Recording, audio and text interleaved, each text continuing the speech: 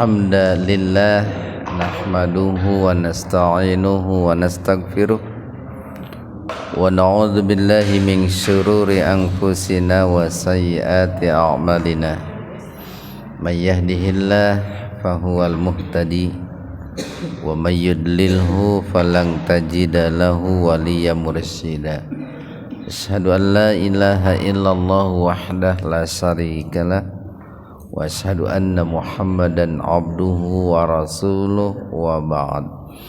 Hadirin ikhwatu iman, jemaah Majelis Tafsir Iliyin yang sama-sama mengharapkan ridho dan ampunan Allah Subhanahu wa taala.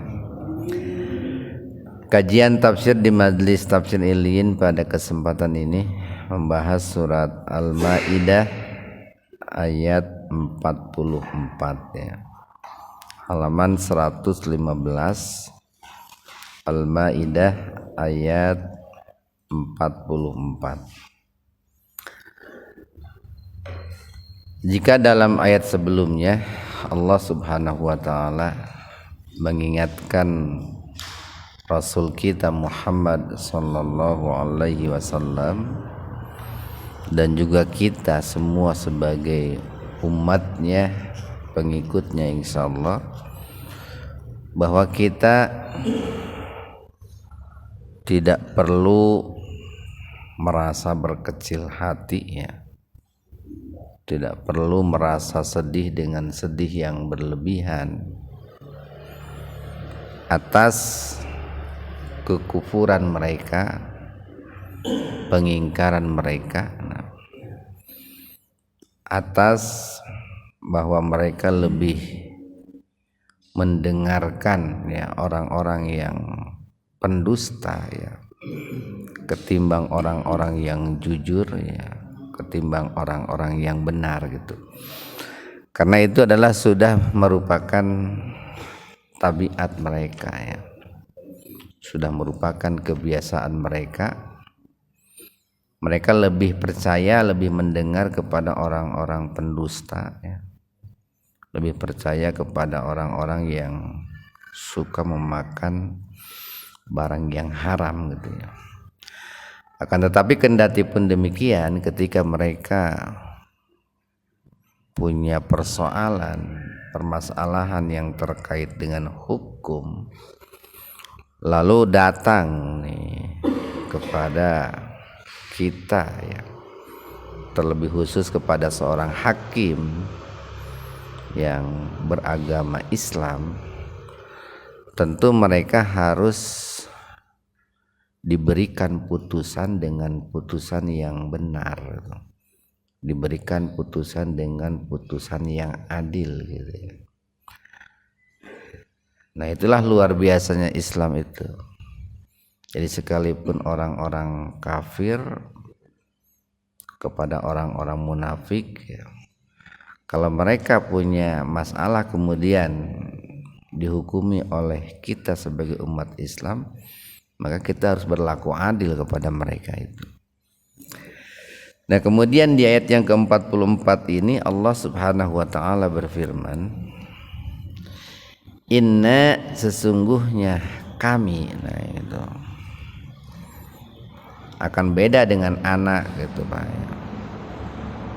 Kalau anak saya itu nunnya nggak pakai tasdid Pak, anak gitu.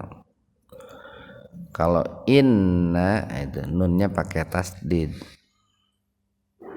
lalu naknya dibaca panjang gitu Pak, inna. Nah, kalau anak sekalipun setelah nun ada alif, justru dalam pembacaannya pendek, enggak anak, enggak begitu. Anak mah mau pergi besok nggak gitu. Gitu ta. Jadi nunnya pendek, anak. Nah, kalau inna itu sebetulnya di situ ada nahnu gitu. Ada nahnu. Jadi kalau di runut begini, inna nahnu, nah itu inna nahnu. Lalu kemudian kata nahnunya itu dihadaf dan dibubuhi alif setelah nun, jadi inna. Sesungguhnya kami, kami di sini domir kata ganti, dan kata yang digantinya itu adalah Allah. Jadi sesungguhnya kami, kata Allah,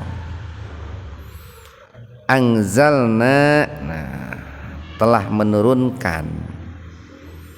Di sini Allah menggunakan kata menurunkan dengan anzala, bukan dengan nazala. Nah, itu menunjukkan bahwa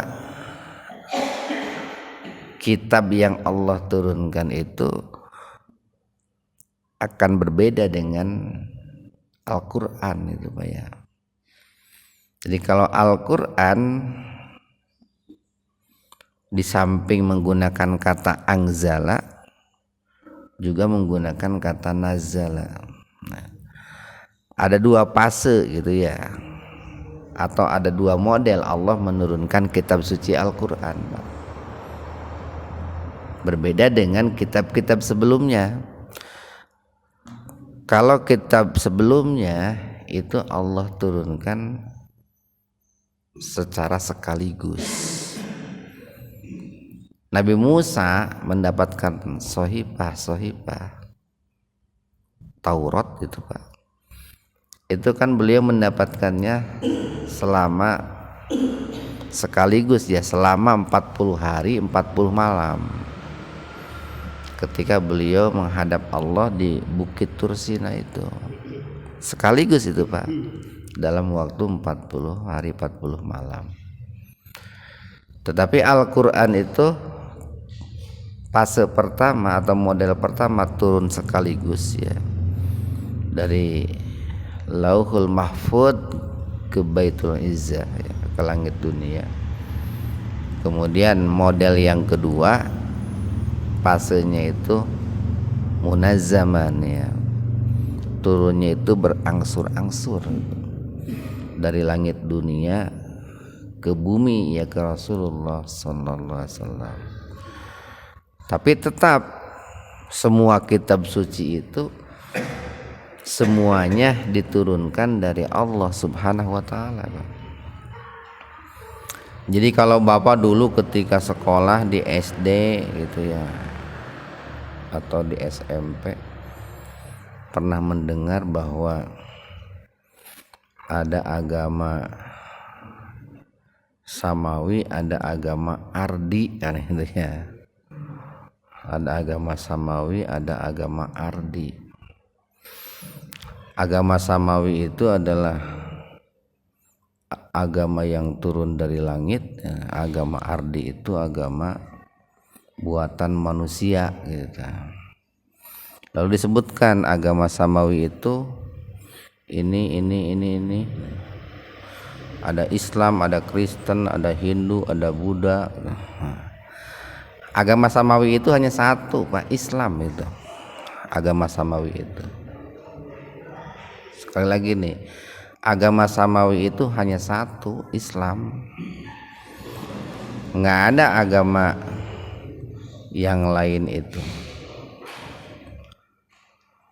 Sehingga karena agama Samawi itu satu, yaitu Islam, maka seluruh nabi dan rasul yang Allah utus itu semuanya adalah muslim itu Pak, muslim.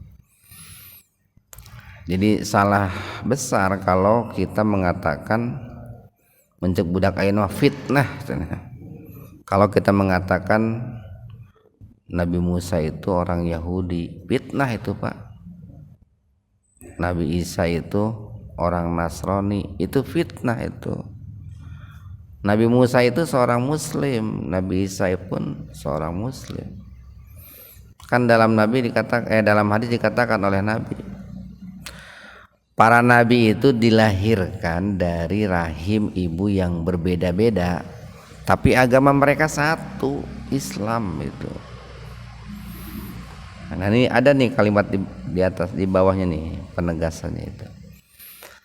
Jadi sesungguhnya kami telah menurunkan, kata Allah, at-Taurata, Taurat. Fiha, di dalamnya itu hudan, ada petunjuk gitu, wa nur, dan juga ada cahaya, ada petunjuk bagi manusia pada saat itu, Pak, dan juga ada cahaya penerang bagi manusia pada saat itu. Ada arahan-arahan, ada bimbingan-bimbingan, ada nasihat-nasihat, pedoman-pedoman, penerang-penerang di dalam Taurat itu bagi orang-orang yang hidup pada masa itu. Dan orang-orang yang hidup pada masa itu, mereka wajib mengimani dan mengikuti serta melaksanakan isi kitab Taurat itu, sampai Allah itu menurunkan kitab Injil itu, Pak. Sampai Allah menurunkan kitab Injil. Orang yang hidup di zaman Nabi Isa, mereka wajib mengimani kitab Injil dan melaksanakan perintah-perintah yang ada dalam kitab Injil sampai diturunkannya Al-Quran.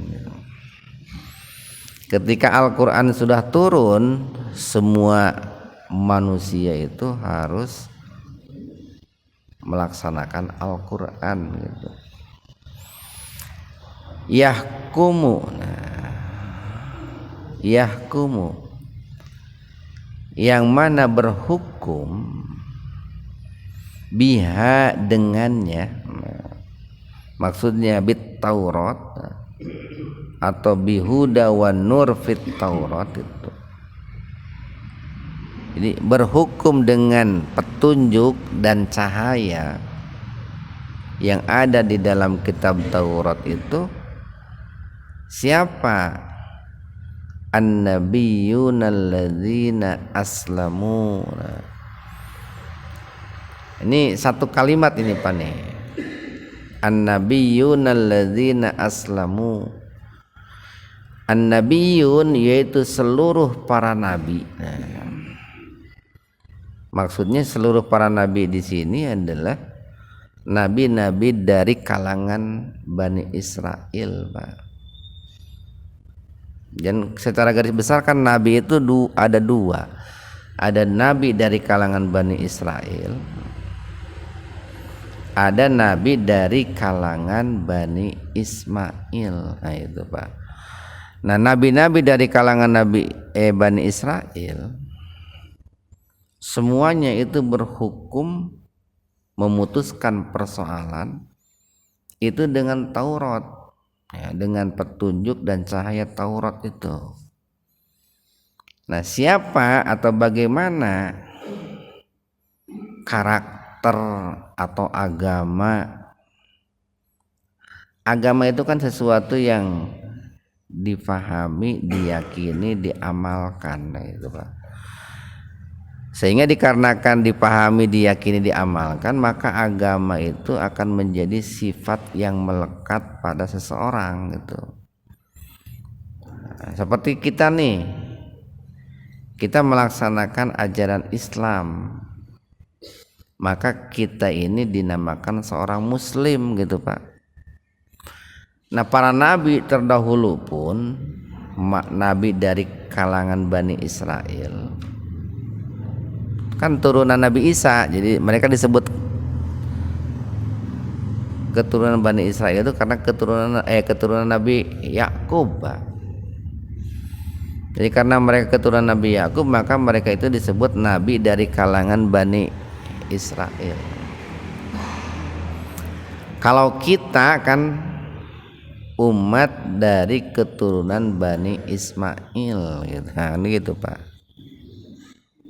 Kita itu karena Nabi Muhammad itu beliau adalah nabi dari kalangan Bani Ismail.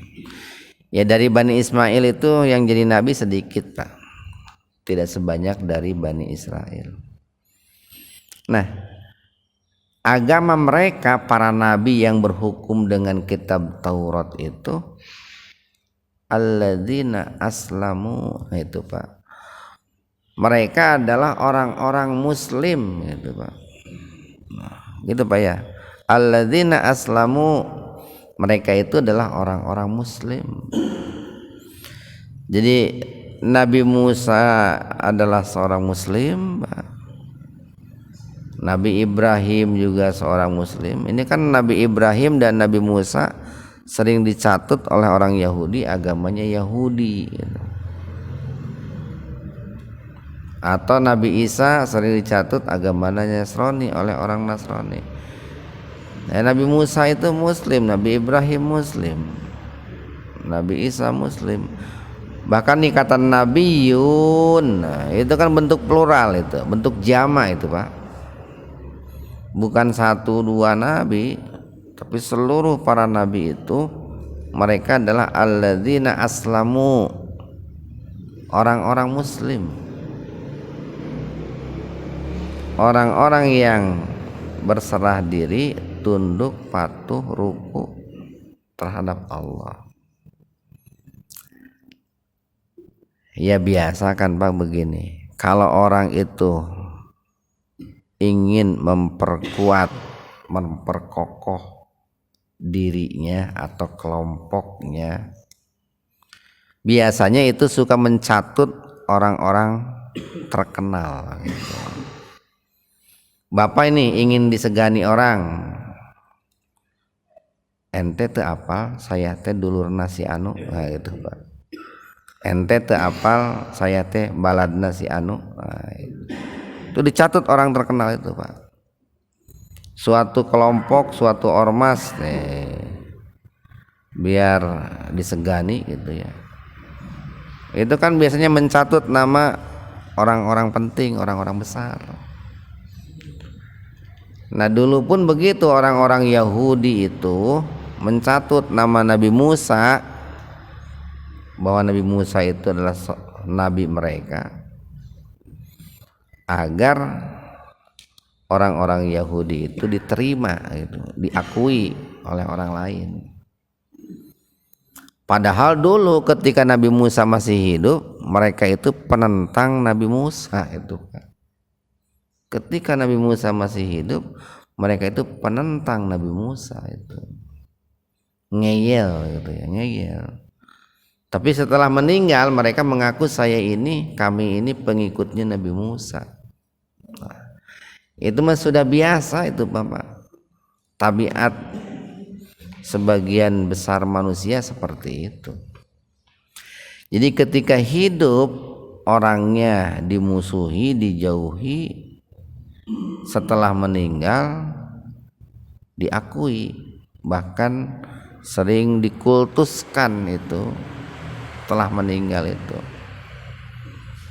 Nah seperti itulah. Nah jadi mereka para nabi dari kalangan Bani Israel itu muslim, dan mereka berhukum dengan cahaya dan petunjuk Taurat kepada siapa?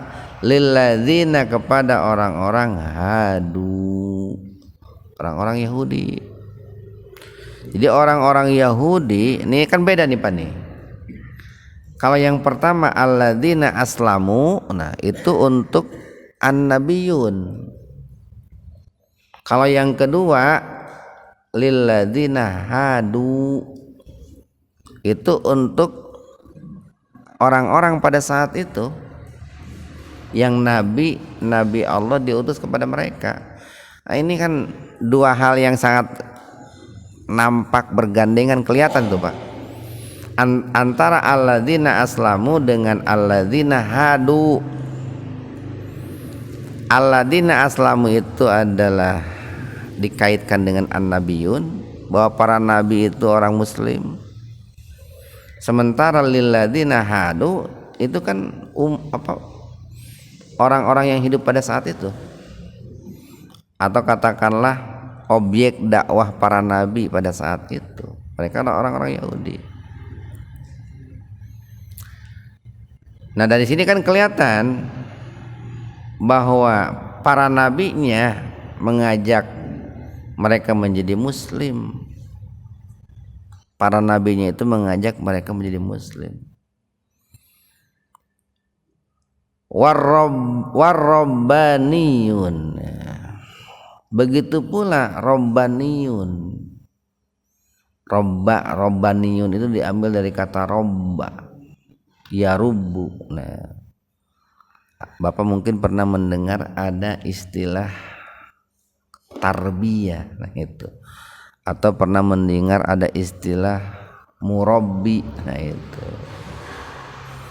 Di warrabbaniyun, dan juga ulama-ulama Yahudi ya, wal ahbar, dan juga rahib-rahib Nasrani. Nah, jadi yang berhukum dengan cahaya Taurat, dengan petunjuk Taurat, yang memutuskan hukum dengan petunjuk Taurat terhadap manusia, itu bukan hanya para nabi yang Allah utus pada saat itu, tapi Robbaniyun dan Al-Ahbar pun. Nah itu Pak. Jadi Robbaniyun itu mereka adalah para pengikut setia. Ini Robbaniyun zaman dahulu Pak.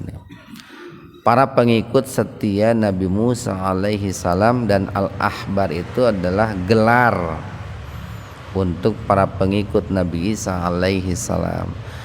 Kalau hari ini mah ulama lah Pak, ulama kiai, kan warasatul anbiya itu, warasatul anbiya, pewaris para nabi itu. Nah, para robbani, dan juga para ahbar, mereka pun adalah orang-orang nih bima, mereka berhukum bima dengan apa? Ustuhfidu, tahfid, tahfid, yang mereka jaga, yang mereka pelihara, min kitabillah, dari kitab Allah, wa kanu, bahkan keadaan mereka alaihi, terhadap kitab Allah itu, syuhada, sebagai saksi Pak. Nah ini dahulu Pak, para robbaniyun dan juga para ahbar, para rahib-rahib, para pendeta-pendeta, yang mereka masih berpegang teguh kepada Taurat dan juga kepada Injil, yang mereka adalah para pengikut para nabi dan rasul pada saat itu, mereka pun menghukumi persoalan manusia, memutuskan persoalan yang terjadi di kalangan manusia itu dengan cahaya Taurat dan cahaya Injil. Kalau saya ilustrasikan Pak, ulama-ulama, kiai-kiai, asatid yang berpegang teguh kepada Rasulullah, atau yang menjadi pengikut setia Rasulullah, yang ittiba lah, bahasanya ittiba terhadap Rasul, maka mereka itu akan berhukum dengan Al-Quran dan As-Sunnah itu Pak. Berhukum dengan Al-Quran dan As-Sunnah. Banyaklah Pak, kan syekh-syekh, ulama-ulama, kiai-kiai yang pernah ada di dunia muslim ya, di dunia Islam, itu yang betul-betul berpegang teguh kepada Al-Quran dan As-Sunnah. Dahulunya ketika mereka hidup, mereka dimusuhi Pak, dimusuhi. Said Qutb kan sampai digantung tuh di Mesir itu, Said Qutb itu, gara-gara memperjuangkan kalimat la ilaha illallah itu. Said Qutb itu Bapak kalau baca biografinya itu luar biasa. Beliau dihukum oleh penguasa Mesir pada saat itu Pak, dihukum gantung. Ketika beliau mau dihukum gantung itu kan Datang tuh seorang ulama penjilat lah kalau hari ini mah, seorang ulama yang biasa menjadi corong penguasa itu. Dia berkata, wahai Sayyid Qutb, ucapkanlah kalimat la ilaha illallah sebelum engkau dihukum gantung, katanya gitu. Apa jawab Sayyid Qutb? Mestinya kamu yang mengucapkan la ilaha illallah itu, karena saya dihukum gantung itu gara-gara memperjuangkan la ilaha illallah, sementara kamu hidup bahkan jadi ulama penguasa gara-gara menjual la ilaha illallah itu. Nah itu kan cukup banyak Pak dulu ulama-ulama yang konsisten ya dalam mengikuti Rasulullah itu. Ya insya Allah hari ini pun masih ada, masih cukup banyak Pak. Walaupun ya satu persatu ada yang diwafatkan oleh Allah gitu, atau juga ada yang katakanlah mendapatkan perlakuan yang tidak baik dan lain sebagainya. Kita lanjutkan nih. Fala maka janganlah tahsawun nas. Nah siapa nih, kepada siapa kalimat ini nih khitabnya ditujukan? Kepada Rasulullah sallallahu alaihi wasallam dan juga kepada kita Pak. Jadi begini nih, kalau kita lihat nih kronologis turunnya ayat ini ya, atau asbabun nuzul ayat ini, di zaman Rasul itu ada dua orang, yang satu laki-laki, yang kedua perempuan. Dua-duanya mereka sudah menikah. Lalu antara laki-laki dan perempuan ini berzina dan datang menghadap Rasulullah itu untuk diberikan keputusan hukum gitu Pak. Diberikan keputusan hukum. Nah lalu pada saat mereka itu datang kepada Rasulullah, Rasul bertanya kepada mereka, agamamu apa? Mereka menjawab, kami agamanya Yahudi katanya. Kami adalah orang Yahudi. Bagaimana dalam kitab Taurat hukum bagi orang yang sudah menikah berzina gitu. Mereka menjawab, pertama adalah ditahmim katanya. Ditahmim itu diwarnai mukanya dengan warna hitam gitu Pak. Dicet Pak. Jadi mula-mula dicet mukanya dengan warna hitam. Terus yang kedua mereka diarak-araki ya, keliling kota gitu, supaya orang pada tahu bahwa ini pelaku perzinahan. Kemudian terus kata Rasulullah, yang ketiga mereka adalah ditahbib gitu ya. Ditahbib itu dicambuk. Nah lalu Rasul mengatakan sebetulnya dalam kitab Taurat itu hukum yang berlaku untuk laki-laki dan perempuan yang berzina itu bukan seperti itu. Kalau mereka sudah menikah hukumannya bukan seperti itu, tapi dirajam gitu. Tapi sudah diadak karena mereka dulu pernah melakukan tahrib. Nah kemarin ada kata tahrib apa ya?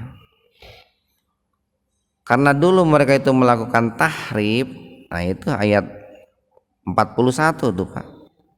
Yuharrifunal kalima min ba'di mawadi'i. Nah itu. Baris yang ke-1 ayat 41 baris yang ke-4 tuh. Yuharrifunal kalima min ba'di mawadi'i.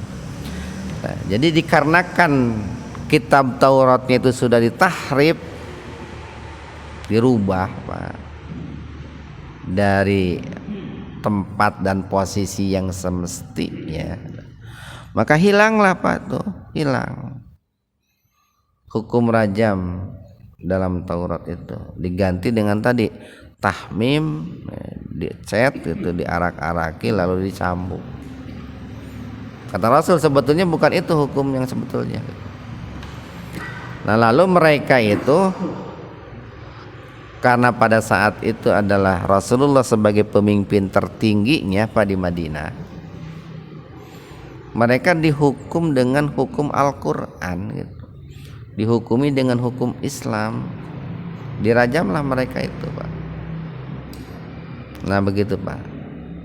Makanya Allah itu mengingatkan Rasulullah dulu, para nabi, para robbani, para ahbar, mereka menghukumi orang-orang Yahudi itu dengan cahaya dan petunjuk Taurat. Bagaimana hukum bagi pezina yang sudah menikah? Seperti itu. Nah sekarang mereka datang kepadamu, kan orang Yahudi juga gitu. Bagaimana hukum yang mesti diberlakukan kepada mereka? Ya sesuai dengan Taurat dan juga Al-Quran. Nah makanya muncul nih kalimat berikutnya nih, fala tahsawun nas, wahai Muhammad, kata Allah itu, engkau jangan takut kepada manusia.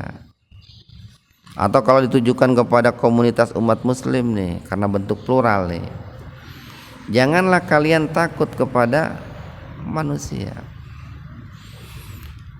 Kenapa? Karena biasanya nih orang ketika mau memperjuangkan, menegakkan hukum Allah, itu akan muncul ketakutan Pak.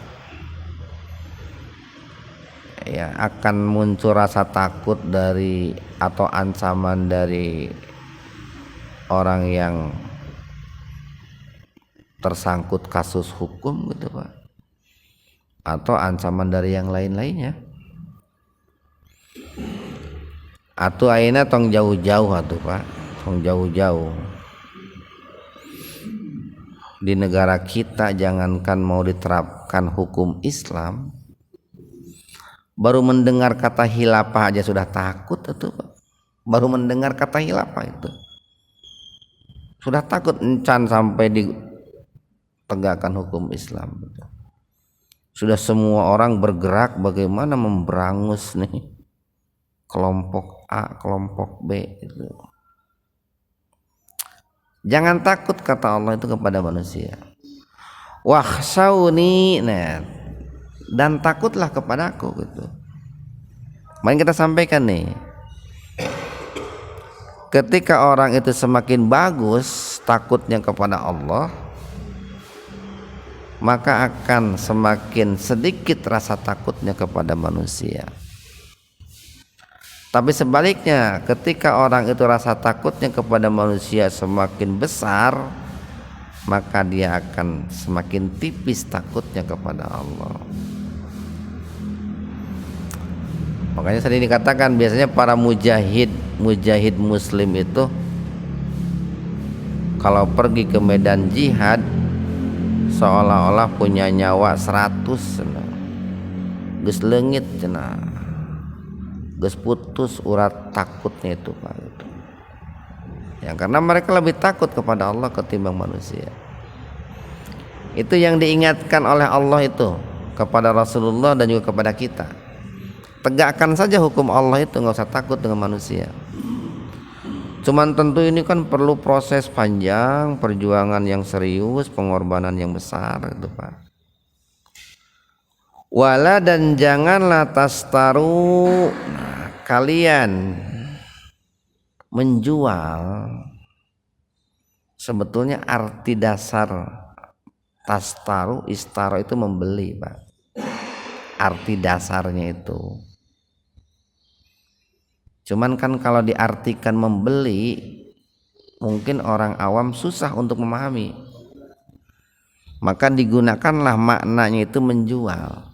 Janganlah kalian itu menjual bi ayati, ayat-ayatku. Nah, ayat-ayat Allah kata aku, samanan qalila, dengan harga yang sangat murah, dengan harga yang sangat sedikit. Kan biasanya begini nih Pak, apalagi kalau kasus hukumnya itu berkaitan dengan nyawa Pak, dengan nyawa, malah bukan hanya dengan nyawa, dengan karir Pak. Banyak orang-orang yang saking takut karirnya terancam gitu, takut nih kalau dirinya sampai dipecat, di PHK, apalagi kalau sampai nyawanya terancam, itu mereka akan siap mengeluarkan uang berapapun jumlahnya untuk menyelamatkan karir mereka ataupun terlebih-lebih nyawa mereka. Mereka akan mendatangi katakanlah hakim untuk membebaskan mereka, menyelamatkan mereka. Maka diingatkan oleh Allah nih, janganlah kalian itu menjual hukum-hukumku gitu, dengan harga yang sangat murah gitu Pak. Ya, bagaimana menjual hukum Allah dengan harga yang sangat murah? Ya, tidak berhukum dengan hukum yang sebenarnya, tidak memutuskan hukum dengan putusan yang benar. Nah, maka muncul nih Pak nih kalimat Allah nih yang terkenal di kalangan kita, wa man lam yahkum bima anzalallah fa ulaika humul kafirun. Wa man, barang siapa, lam yahkum, yang tidak berhukum, bima, dengan apa, anzalallah, yang Allah turunkan. Apa yang Allah turunkan itu Al-Quran dan As-Sunnah Pak. Barang siapa yang tidak berhukum dengan hukum Al-Quran dan As-Sunnah, faulaika, maka mereka itu hum al-kafirun, mereka adalah orang-orang yang kafir.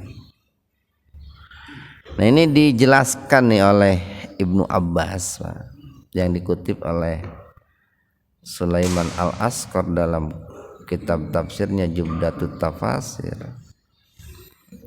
Beliau menjelaskan, pertama nih, di sini ada kata-kata man, waman lam yahkum. Nah, beliau bedah kata man itu di samping menunjukkan untuk yang hidup, tapi menunjukkan yang intelek. Jadi kewajiban pertama, yang pertama dikenakan kewajiban untuk berhukum dengan Al-Quran dan As-Sunnah, itu mereka adalah para intelek yang punya tugas dan tanggung jawab untuk menegakkan hukum, para hakim. Jadi kalau para hakim mereka tidak berhukum dengan hukum Allah, maka mereka itu adalah orang-orang yang kufur Pak. Itu yang pertama. Yang kedua nih, kalau para hakim, termasuk juga kita nih yang kedua ini, mengakui hukum Allah itu benar Pak, mengakui hukum Al-Quran dan As-Sunnah itu benar, tapi kita tidak melaksanakannya, nah ini, maka kita ini terkena dosa besar, disebut orang fasik, munafik Pak. Itu turun sedikit Pak. Jadi kalau yang pertama adalah orang yang menolak hukum Allah, tidak membenarkan hukum Allah dalam Al-Quran dan As-Sunnah, itu orang kafir. Tapi kalau yang kedua ini agak ringan sedikit, bukan ringan, agak ringan. Dia mengakui hukum Allah itu benar, Al-Quran dan hadis itu, hukum Al-Quran dan hadis itu benar, tapi tidak melaksanakan, itu adalah terkena hukumannya itu fasik atau munafik. Dia berdosa besar. Nah, berbeda apa nanti akan berbeda dengan orang-orang awam gitu Pak, dengan orang-orang alit, dengan orang-orang miskin pinggiran gitu. Anu barangkali sekolah ge nepikeun ke SD gitu. Teu apal masalah, teu apal Al-Qur'an teh itu teu paham ya gitu ya. Nah, ancaman untuk mereka sedikit Pak, beda dengan para penegak hukum. Nah, makanya nih jalan tengahnya itu Pak, jalan tengah bagi kita nih. Ini untuk kita saja, untuk menyelamatkan kita di hadapan Allah gitu. Paling tidak kita itu berharap gitu, bahwa kita ini dihukumi dengan hukum Allah gitu. Cuman kita dikarenakan kita hidup di negara yang tidak menggunakan hukum Allah, ya gitu Pak. Maka dengan terpaksa saya mengikuti hukum yang ada gitu Pak. Jadi kalau nanti ditanya di akhirat gitu Pak, nah gening Abah teh tidak berhukum dengan hukum Allah gitu. Ai hoyong nama hoyong, ya Allah berhukum dengan hukummu gitu. Tapi kan para penegak hukum di negara saya mah tidak menggunakan hukum Allah gitu. Jadi kami mah orang kecil nuturkeun we gitu. Paling tidak kan aya alasan gitu Pak di hadapan Allah teh gitu. Berbeda dengan orang yang ketika hidup itu mati-matian menghalang-halangi, menentang hukum Allah. Erek kumaha mengelak nang ka di yaumul akhir itu. Nah, jadi munculnya kalimat wa man lam yahkum bima anzalallahu faulaika humul kafirun itu kronologisnya tadi Pak. Para nabi terdahulu itu kan orang-orang intelek, orang cerdas.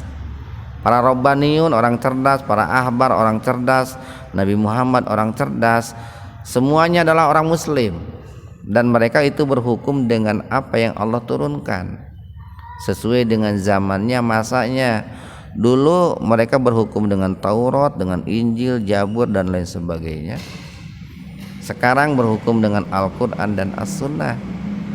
Nah, maka orang-orang yang intelek itu nih urutannya tadi, kalau tidak berhukum dengan hukum Allah terkena ancaman nih, faulaika humul kafirun.